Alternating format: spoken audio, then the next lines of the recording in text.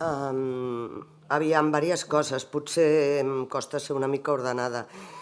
Partim de la base... I el que ha quedat evident és que aquest punt era absolutament necessari.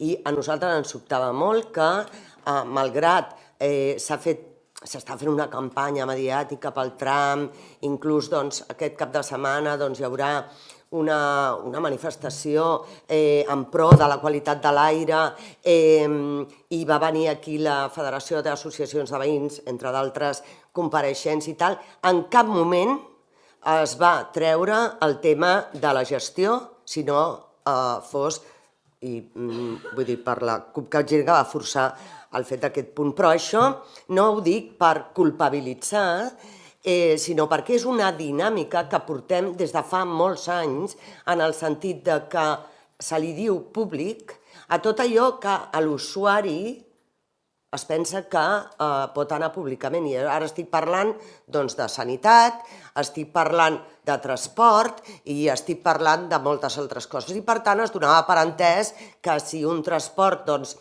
podia donar tècnicament i a nivell de clients un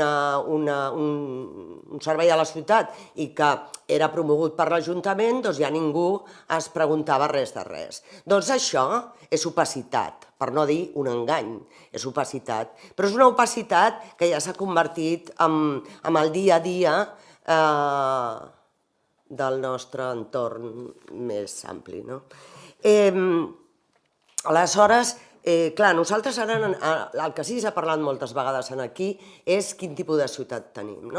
Tenim una ciutat dominada tant en l'espai com en molts altres aspectes pel vehicle privat. Aquest vehicle privat que també durant aquests 2 anys ens han fet veure els prejudicis que té i també tant a contaminació com a acústica, com a ambiental, com l'ocupació de l'espai públic, i a partir d'aquí hi ha unes àrees com l'AMB, per exemple, que aposta per un plan renove del vehicle elèctric, i després tenim aquí el servei de l'Ajuntament que incideix més pel tema de la contaminació i pels carrils bici. I així es va creant una dinàmica entre la població de què és allò que necessitem i què és allò que és perjudicial. Nosaltres, en quant al transport públic, tenim diverses coses que el senyor Cañas, evidentment no puc dir que ens hagi enganyat, però sí que s'ha deixat algunes coses com molt importants. Per exemple, que quan diu que té 8.000 empleats, TMB, hem de dir que li hauríem de preguntar, és plantilla estructural? Estan tots a jornada completa? Tots tenen les mateixes condicions? Quins problemes laborals comporten això? Perquè si no semblava una societat feliç, i no és això. Quan parlàvem, per exemple, que, fixi-s'hi, 2.900 treballadors de bus, 1.800 de metro, 466 tècnics amb titulació universitària, perdoni, però com a dada per una empresa, això no té cap valor. Perquè a dia d'avui hi ha treballadors amb titulació universitària que estan recollint les escombraries. Per tant, si per titulació universitària em ve a dir que són tècnics d'una alta especialització, vol dir que han complert uns requisits laborals que no tenen res a veure amb el que hagin estudiat. En tot cas, això era un requisit més del que necessitàvem per ser alts càrrecs. I són precisament aquests alts càrrecs amb els que, en petició de la plantilla i de molts usuaris de metro, encara ens falten tenir moltíssimes dades sobre això. Per tant, també deia, és una empresa que no tenim beneficis. Bé, aquí també hi hauria moltes coses a dir. Hi ha moltíssimes fundacions que no tenen beneficis perquè els beneficis se'ls reparteixen entre els sous abans d'arribar a fer la memòria de l'any.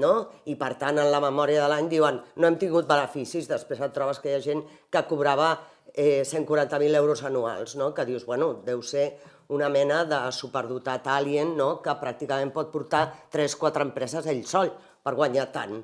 i són empreses que no tenen beneficis. Per tant, vostè, evidentment, no ens ha enganyat, però quan parlem de transparència parlem que s'ha de dir tot.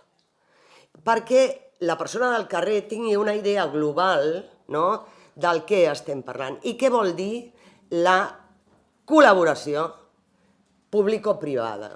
Perquè també aquí podríem dir que vostès a TMB tenen moltes línies de bus externalitzades amb una plantilla de treballadors amb unes condicions molt inferiors dels treballadors de TMB o inclús a Metro tenen molts aspectes com catenàries, neteja, etc., que estan externalitzades amb uns treballadors absolutament precaritzats.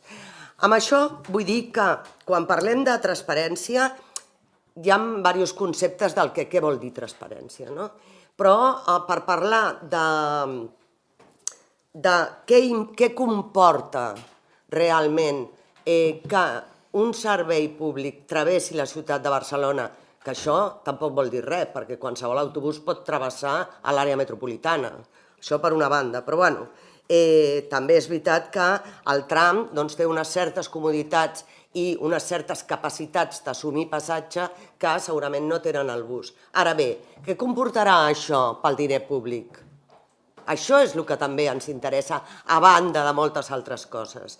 A nosaltres ens parlen que recuperar la concessió costaria molt i que, per tant, ens hem d'esperar el 32. Per favor, no ens enganyin, perquè aquí nosaltres estem vivint concessions que han acabat i que acaben el 2019, com el contracte de neteja que comporta 260 milions d'euros i el govern municipal no li ha donat la gana de remunicipalitzar-ho, tal qual.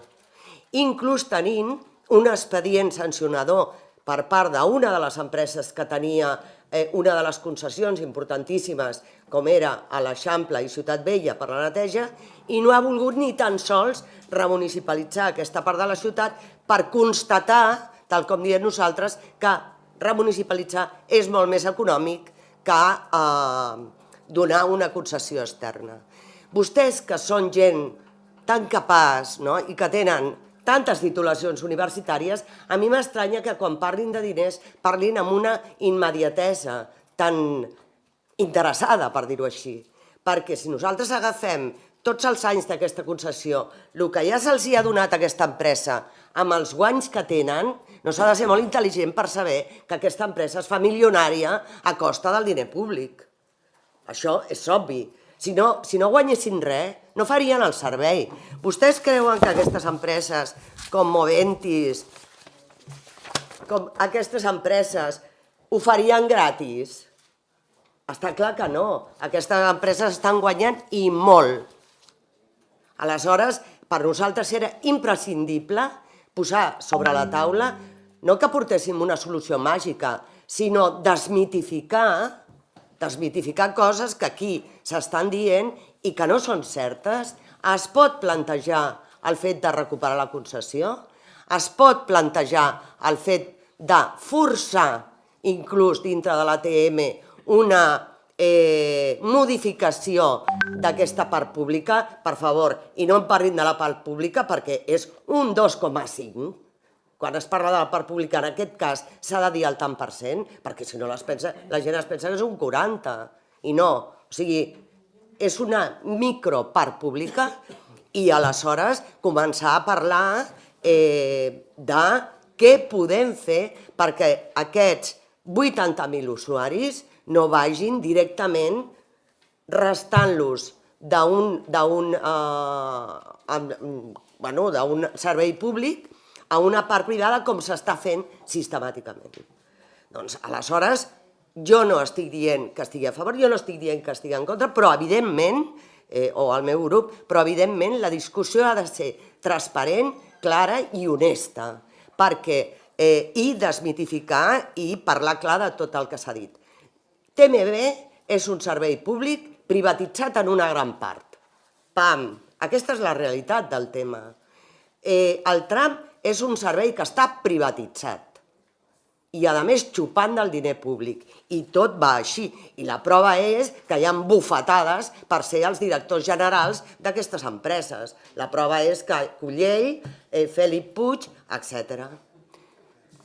Gràcies.